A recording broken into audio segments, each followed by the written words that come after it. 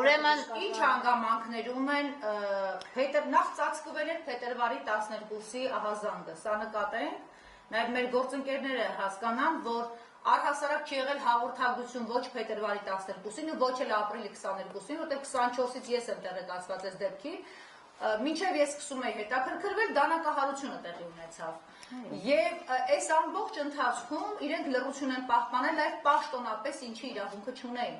Հաղորդումներ չի եղել ոստիկանության կողմից եւ ոստիկանության կողմից կոծկել բառը մենք ձևակերպում ենք նաեւ հենց այս հիմքերը հաշվի առնելով, բայց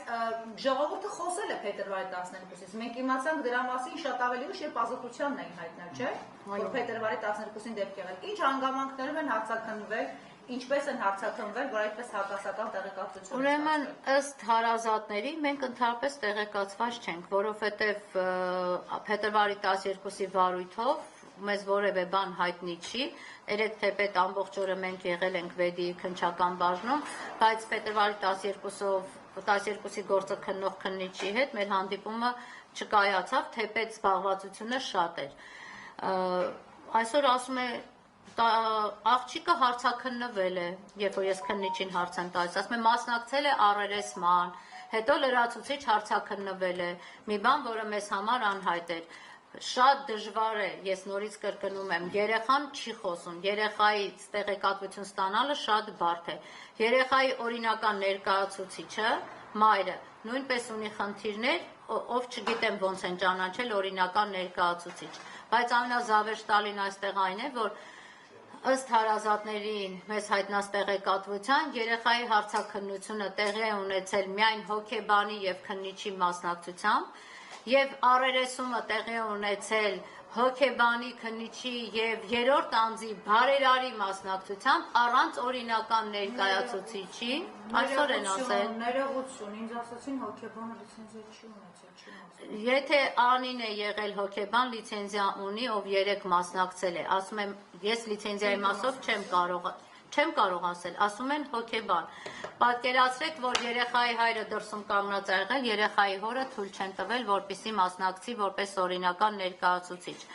Հարցաքննություններին, անգամ հարցաքննության անչափահաս երեխաների, սեռական բնույթի հանցագործության զոհ դարձած երեխաների հարցաքննության կարգի չեն տիրապետում։ Քննիչները երկուսն էլ տղամարդ են, դատական բժիշկը տղամարդ է, երբ որ ես հարցնում եմ աղջիկ ջան, ինչի համար դատական բժշկի մոտ թույլ չես տվել, որ քեզ զննեն, ասում եմ ես վախեցա։ Տղամարդկանցից երեխաները ընդհանրապես վախ են զգում եւ դա բնական է։ Խոսում ենք 15 եւ 17 տարեկան երեխեքի մասին։ Պատկերացնում եք, առերես հարցաքննություն են անում, դեմ դիմաց նստացնում են 15 տարեկան երեխուն, այն մարդու դիմաց են նստացնում, ումից ինքը սարսափում է։ Երեք ասել մեզ այդ մասին այդ երեխան։ Ու ասում է, չէ, ես ինքը ինձ ոչ մի բան չի արել։ Երեք մեզ ասում է, ես չեմ կարող ասեմ, ես վախենում եմ։ Կներեք, մի էական բան ասացիք մինչև ասուլիսի սկսելը, քանի որ իրենք անդադատում են դատաբժշկական փորձաքննություն եւ այլ, իհարկե գինեկոլոգի այցը դատաբժշկական փորձաքննություն չի, բայց ես գիտեմ, որ երեխաների ձեզ պատմածի հետ համոզումներ են եղել։ Հարցը տալիս եմ, որովհետեւ արդեն քննչականը ինքն է նախաքննական գաղտնիքը, այսպես տրորել, հա։ Ուրեմն ձեզ ասեմ, 17 տարեկան աղջկա մասով կա արդեն դատաբժշկի եզրակացություն, 17 տարեկան աղջիկը զննվել է եւ իրենք ունեն որոշակի հանգամանքներ, եզրակացությունը 3 են մեզ տրամադրել եւ այդ եզրակացությունը արդեն իսկ հիմք պետք է հանդիսանար իրենց կողմից կոնկրետ գործողություններ կատարելու համար։ Այսինքն համընկել է աղջիկների պատմածի հետ։ Այո։ Այո։ Լրացուցիչ դուք եք, չէ՞, ոնց որ գինեկոլոգի։ Լրացուցիչ երեխաներին, այո, մեր միջոցներով, մեր միջնորդությամբ տարվել է, երեխաները հետազոտվել են, դրա մասին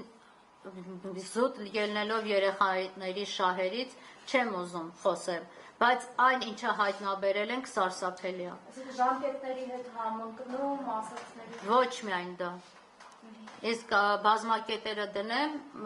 մնացածը դուք արդեն կարող եք ենթադրել։ Սահմռկեցուցիչ Այո, մենք սահմանկեցուցիչ փաստեր ունենք այս պահին մեր ձեռքի տակ, որը ոչ թե մենք պետք է հավաքագրենք, այլ իրենք պետք է արդեն իսկ դրանք ունենային։ Իսկ դուք հարցի պատասխանը ունեք, լավ, ինչու են այսպես փորձել կոծկել եւ երեք ինչու են այդպես պաշտպանում։ Մենք որպես լրագրողներ բազմիցս ականատես ենք եղել, թե օրինակ մի կծու թթու ստատուսի համար, թե ինչպես կարող են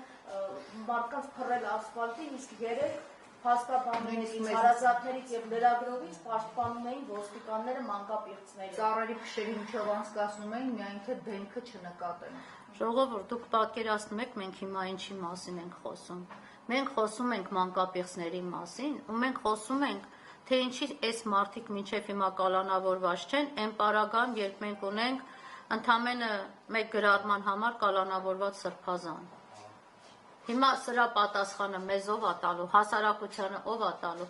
ինչի են պահում այս մանկապիղծներին, ես չգիտեմ ինչի են պահում, բայց այն, որ այս մանկապիղծները հատուկ արտոնյալ կարգավիճակներից են օգտվում, դա միանշանակ է, այդ մարդիկ իրանց ոտքով մարդկանց բերեցին, ընդունեցին, հրավիրեցին ոստիկանություն։ Ես բռնությանը դեմ եմ, ես չեմ ասում, որ մարդիկ պետքա բռնության ենթարկվեն, ես չեմ ասում, որ մարդկանց տենց իրանց սիրած բառերով, ասֆալտին փռելով պետք է տանեն բերում։ Դավիթ Մինասյանին ո՞նց են տարել։ Մարդիկ եկան, հետո էլ գնացին։ Այսինքն այդպես, Դավիթն էլ այդ ժամանակ կարգավիճակ չուներ, երբ որ Դավիթը ձեռնաշղթաներով գլուխը կպցրել էին գետնին ու Դավիթին տանում էին։ Ինչի մասին է խոսքը։ Հիմա դուք ասեք, համեմատությունը լավա դուք եք վերում։ Այս մարդկանց նկատմամբ լավ մեղմ ասեմ, լավ վերաբերմունք կա թե չկա։ Չգիտեմ, պատճառները երևի թե իրենք մեզ պետք է ասեն։ Ինչ վերաբերվում է քննչական կոմիտեի հայտարարությանը։ Ոնց կարելի է այս գործով, երբ այս գործերով նախաքննությունը գաղտնի է, դատական նիստ եթե լինում է, դա դռնփակ է, անձնական կյանքին վերաբերվող, անչափահաս երեխաների անձնական կյանքին վերաբերվող այդ տեղեկատվությունը այդ աշճանի բացահայտ տալ։ Ոնց կարելի է, որ հանկարծ այս երեխեքը հանկարծ գնան ինքնասպանության փորձ անեն։ Դուք պատկերացնում եք մենք ինչի դիմաց ենք կանգնելու։ Երեխեքը էլ փողոցը դուրս չեն գալիս, երեխեքը իրանց տներում չեն ապրում։ Երեխեքը ապրում են ցակ ու ցրիվ, ամեն մեկը միտեղ են տարել հարազատներ ապրում։ Այս երեխեքի նկատմամբ մինչև հիմա ոչ մի հատ հոգեբան է մոտեցել աշխատել։ Երեք մեզ նոր ասում են, կարող է երեխեքը ուզենան իրանց տեղավորենք ինչ-որ խնամքի կենտրոնում։ Այդ ինչի մենք նոր պետքա բարձրաձայնենք, մտածենք, որ կարելի է այս ընտանիքին կամ երեխեքին տանել խնամքի կենտրոն։ Այսինքն Վեդու համայնքապետ Գարիկ Սարգսյանը չի գործել։ Իհարկե չի գործել։ Վեդու համայնքապետը իր ինքը չի ղեկավարը, իր ղեկավարման տակ չեն գտնվում խնամակալության հոգաբարձության մարմին։ Այո, բոլոր իմաստը, ինչով է գործել, Վեդու համայնքապետը լավ գրառումներ է կատարում մենակ բաների, 18 տարեկան երեխեքի մասով, որ դոլը խուլիգանչիկը էդ էր, որ խորհուրդ եւ ասում է, որ վերջի զանգը երեխան անպայման անցակացնելու բանում, բերդում անցկացնելու, չարախնդում է։